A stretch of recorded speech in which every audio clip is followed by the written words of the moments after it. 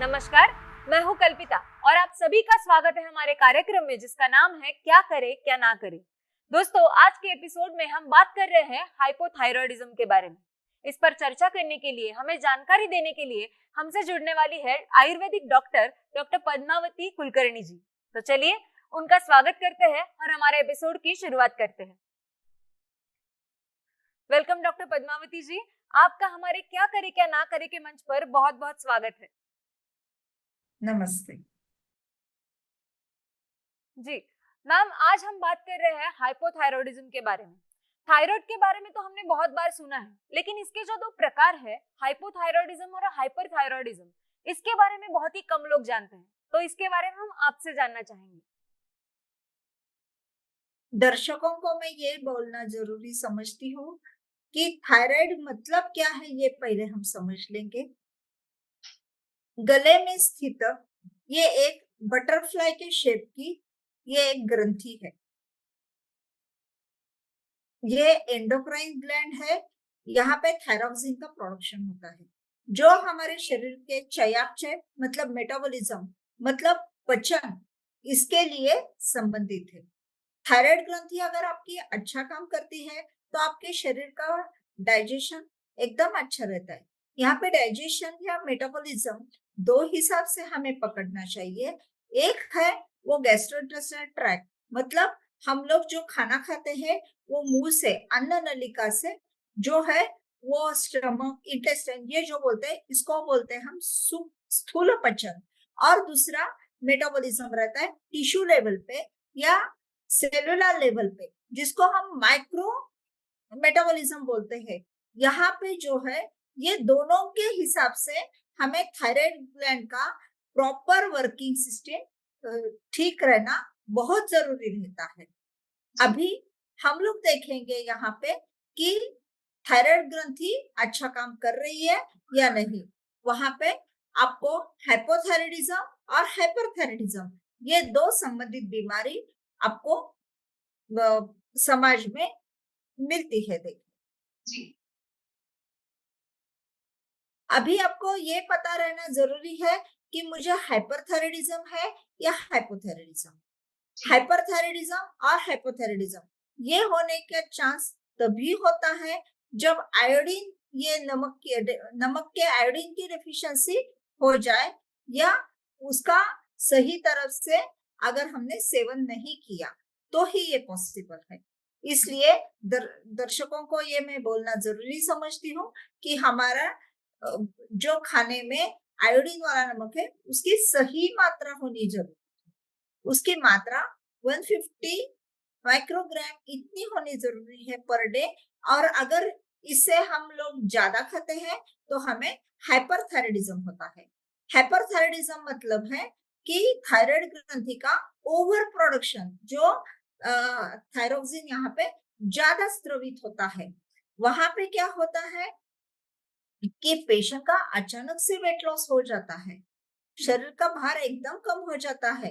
Okay, और गर्भिणी अवस्था में ये बहुत बार देखने को मिलता है, ग्रेव्स डिसीज में देखने को मिलता है, या थायराइड ग्लैंड का अगर इन्फेक्शन है तो कोई संक्रमण हुआ है तो भी ये देखने मिलता है।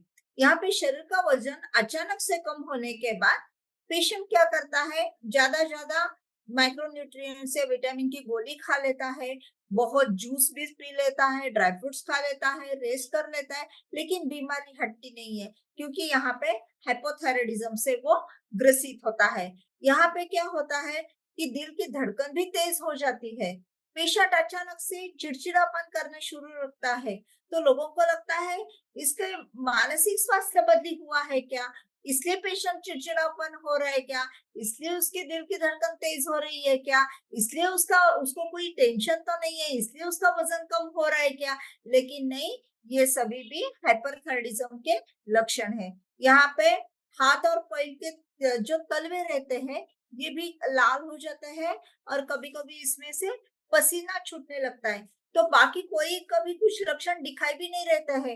कभी कभी पेशेंट मेरे पास आते हैं, वो सिर्फ एक ही कंप्लेंट करते हैं, डॉक्टर मेरा दिल धड़कता है ज्यादा ज्यादा और मेरे ये जो पसीना है ये पसीना पसीना हो जाता है, बाकी मुझे कोई प्रॉब्लम नहीं है।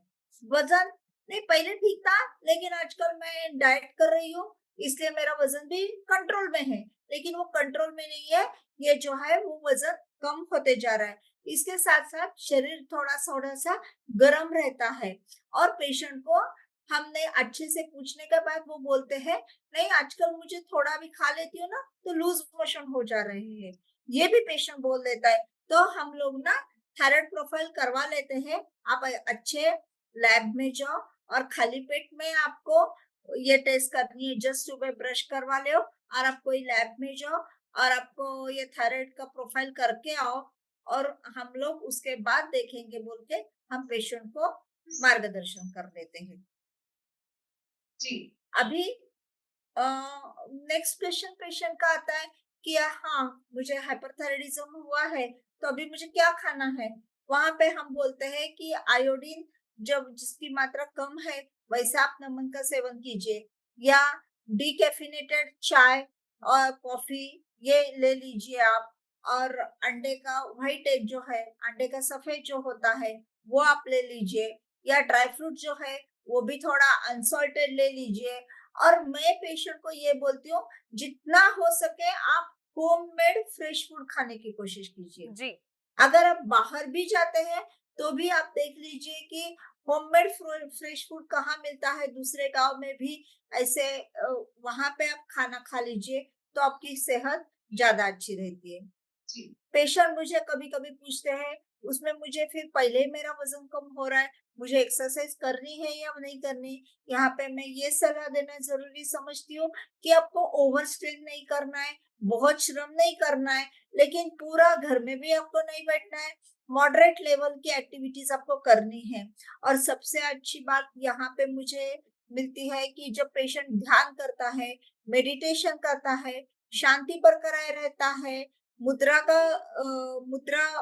योगा में जाता है, कोई कोई योगा स्ट्रक्चर्स करते हैं, सूर्य नमस्कार करता है, तो वहां पे पेशेंट को ज्यादा रिजल्ट्स मिलता है।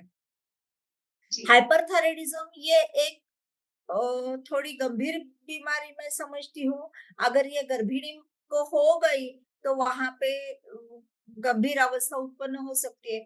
जैसे प्री इक्लाम्शिया एक कंडीशन है जहाँ पे पेशेंट का गर्भिणी का ब्लड प्रेशर थोड़ा ज्यादा होता है, और प्रीमेच्योर बर्थ होने की संभावना रहती है, और कभी कभी तो गर्भस्राव होने की संभावना रहती है, मिसकैरेज की संभावना रहती है।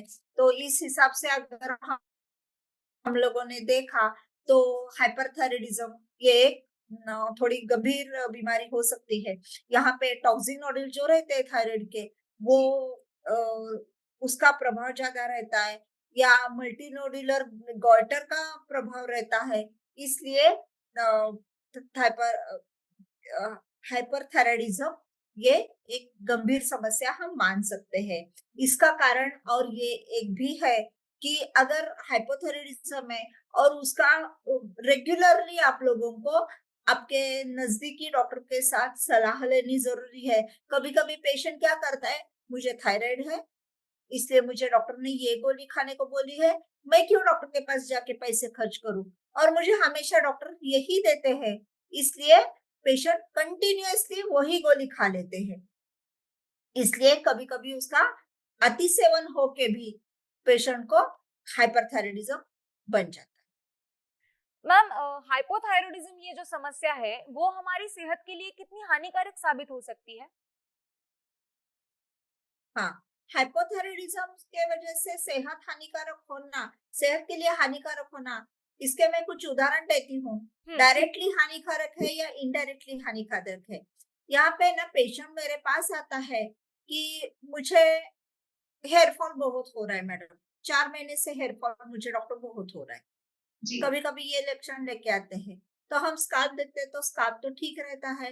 तो पेशेंट बोलता है मैं ऑयल भी अप्लाई करती हूँ, मैं करेक्टली शैम्पू भी यूज करती हूँ, बाकी मैं सोती बरोबर से हूँ, फिर भी मुझे हो रहा है। तो वहां पे हम अगर थायराइड प्रोफाइल करवा लेंगे तो वहां पे हमें दिखता है कि उसको हाइपोथायराइडिज्म है। कभी कभी पेशेंट पीसीओडी का कंप्लेंट लेके आती है, या अनियमित मासिक स्त्राव की कंप्लेंट लेके आती है। वहां पे हम लोग जब प्रोफाइल चेक करते हैं वहां पे पेशेंट को हाइपोथायराइडिज्म मिल जाता है। तो पेशेंट का अचानक से वजन बढ़ने लगता है। पेशेंट का जब अचानक से वजन बढ़ने लगता है और पेशेंट बोलता है नहीं, मैं इतना नहीं खा रहा हूँ, जिस तेजी से जिस रफ्तार से मेरा वजन बढ़ रहा है तो मुझे टेंशन हो रही। तो पेशेंट क्या करता है कि जिम जाता है, एक्सरसाइज करता है, या जूस थेरेपी पे रहता है, या फास्टिंग पे रहता है, या इंटरमीडिएट फास्टिंग पे रहता है। ये सभी करके भी पेशेंट को जैसे चाहिए वैसे रिजल्ट्स नहीं मिलते हैं। यहाँ पे पेशेंट को चिड़चिड़ापन होता है, सुस्त लगता है। पेशेंट यहाँ पे ना डिप्रेशन में चला जाता है कि मैं इतना सब कुछ कर रही हूँ फिर भी मेरा वजन कंट्रोल नहीं हो रहा है, और उसको अंदर से थकान रहती है। कुछ भी काम नहीं कर रही हूँ फिर भी मुझे थकान हो रही है, ऐसे पेशेंट बोलता है। क्या हो रहा है, पेशेंट को रिलेटिव को लगता है, घर वाले लोगों को लगता है कुछ काम नहीं कर रही है, खाना भी ठीक से खा रही है, बहुत भी ज्यादा नहीं खा रही है, फिर भी उसको इतना लेजी हो रही है, बिल्कुल आलसी बन गई है। या ऐसी कंप्लेंट लेके आती है माँ या सासू माँ, ऐसी कंप्लेंट लेके आती है बेटी और बहू के बारे में, इतना क्यों हो रहा है उसको, पढ़ाई के दिन है फिर भी पढ़ाई नहीं कर रही है, ऐसे हो रहा है। लेकिन उसकी गलती नहीं है, पेशेंट निराशा अवस्था में चला जाता है, उसको डिप्रेशन होता है। ये सभी भी था थायराइड की वजह से होता है। जी इसमें पेशेंट की गलती नहीं है, आप लोगों को नियरेस्ट डॉक्टर के पास जाना है और उसकी जांच करवा लेनी चाहिए। डॉक्टर, पर ये जो हाइपोथायरायडिज्म है वो किन कारणों की वजह से होता है? हाँ, उसका कारण है पहले तो कि बाहर का खाना ज्यादा खाना, बेकरी आइटम ज्यादा खाना, मैदे वाला ग्लूटेन वाला आइटम ज्यादा खाना, जी और ऑयली ज्यादा खाना, चाइनीज ज्यादा खाना। ये बहुत बेसिक रीजन हम लोगों को मिल जाते हैं कि हाइपोथायराइडिज्म की बीमारी लाने के लिए। अभी हमारे पेरेंट्स बोलते हैं हमारे टाइम पे तो बिल्कुल नहीं था ये, आजकल ये लड़कियों का निकल क्या रहा है, हर एक लड़की देखो वो तो बोल रही है मुझे थायराइड है, वो तो मुझे मुझे थायराइड है। हमारे टाइम में नहीं था। क्यों नहीं था? क्योंकि वो काल में आप लोग चाइनीज का सेवन ज्यादा नहीं करते थे।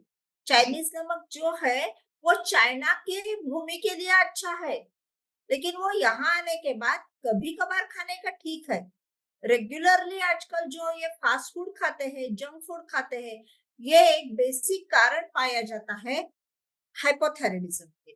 जी तो डॉक्टर, ये जो हाइपोथायरायडिज्म है इसके क्या कुछ अलग लक्षण होते हैं नॉर्मल थायराइड से या फिर हाइपर थायराइड से?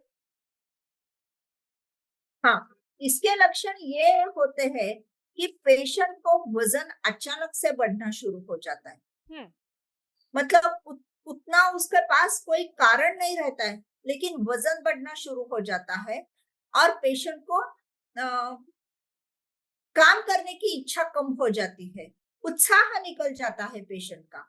और जी अगर फीमेल पेशेंट्स है तो उनका इरेगुलर अनियमित मासिक स्राव होता है, या उनके जो ब्लीडिंग है वो रक्तस्राव ज्यादा हो जाता है उनके साइकिल्स के दौरान, और थकान बहुत महसूस होती है।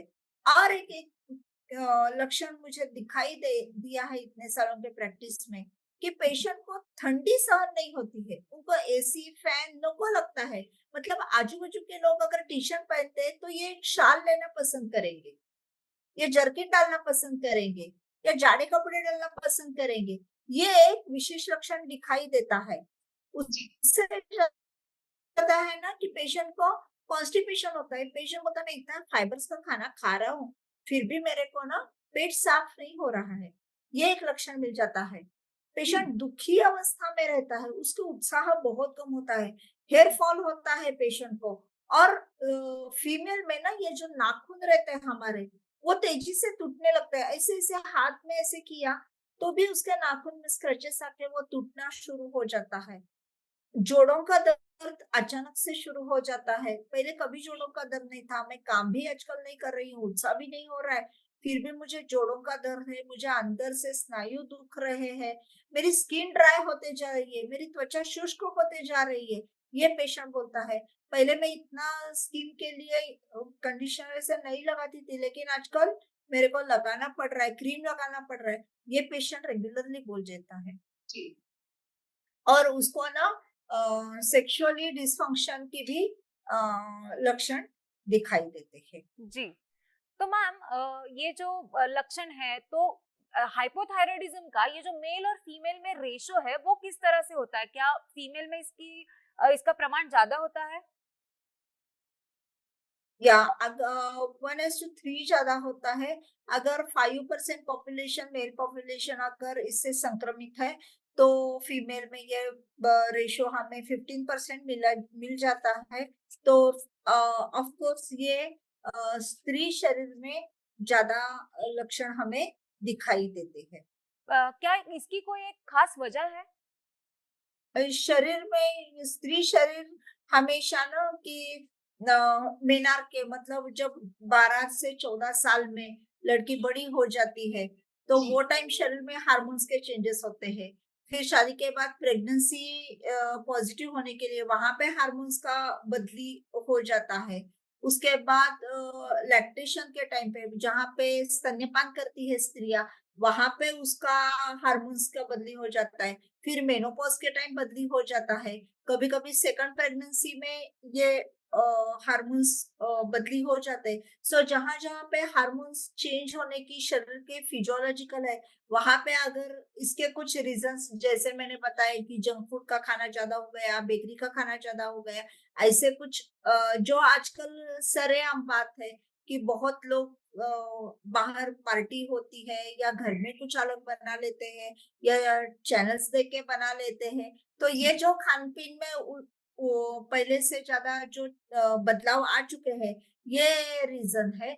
और स्त्री शरीर में हमें ज्यादा हाइपोथायराइडिज्म की बीमारी देखने को मिलती है। जी। डॉक्टर, ये जो हाइपोथायराइडिज्म की समस्या आपने जो एक्सप्लेन की, मैं जानना चाहूंगी कि इसके लिए आयुर्वेद में क्या उपाय बताए गए हैं? इसका वर्णन किस तरह से किया गया है? Thanks, I am Ayurvedic doctor.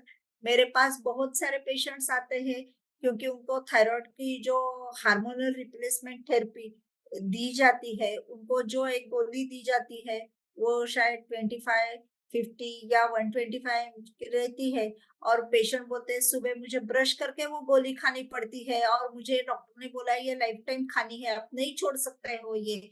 तो आयुर्वेद में कुछ इलाज है क्या? थैंक्स टू आयुर्वेदा, यहाँ पे आयुर्वेदा की एक सुपर स्पेशलिटी है मैडम, जिसको हम पंचकर्मा बोलते हैं। यहाँ जी। पे शरीर की शुद्धि की जाती है। वमन एक प्रोसीजर है कि जहाँ पे हम लोग पेशेंट को पहले दूध या छाछ पिला देते हैं। उसके बाद मदन फलादी ड्रग्स शहद के साथ मिक्स करके दे देते हैं। और उसके बाद हम लोग कभी एसटी मधु फांड देते हैं, कभी इक्ष्वाकु देते हैं, ऐसे कुछ मेडिसिन फांड देते हैं जो हम लोग पेशेंट को 5 लीटर 7 लीटर 8 लीटर ऐसे पिला देते हैं। और एक 20-25 मिनट के बाद पेशेंट को वॉमिटिंग स्टार्ट होता है। ये वसंत ऋतु एक काल है जो अभी मार्च अप्रैल के दौरान आता है। यहाँ पे अगर हम लोगों ने वासंतिक वमन ये अगर पंचकर्मा करवा लिया तो थायराइड के लिए ये एक रामबाण उपाय है ऐसा मैं समझ सकती हूँ। ये एक गारंटीड ट्रीटमेंट है आयुर्वेदा की, जहाँ पे वमन उसके बाद विरेचन, विरेचन मतलब एक लूज मोशन थेरेपी। पेशेंट के शरीर से हम लोग टॉक्सिन से वो निकालने के लिए औषधि दे देते हैं और पेशेंट को बहुत सारे लूज मोशन हो जाते हैं जिसको हम विरेचन बोलते हैं। वो देने के बाद या नस्य एक ट्रीटमेंट है, नस्य से नाक से पेशेंट को दवा दिया जाता है और उसका फर्क अच्छा पड़ता है। शिरोधारा एक ट्रीटमेंट है जिससे पेशेंट को हम टेबल पे सुला लेते हैं और उसके बाद पेशेंट को ईश्वर लिंग पे ऊपर शिव जी के लिंग के ऊपर कैसा अभिषेक होता है वैसे पेशेंट को सुलाने के बाद उसके यहाँ पे ब्रह्मरंध्र पे हम लोग एक औषधि कषाय की धारा देते हैं जिसको शिरोधारा बोलते हैं। वो भी बहुत फायदेमंद साबित हो चुका है। जी डॉक्टर,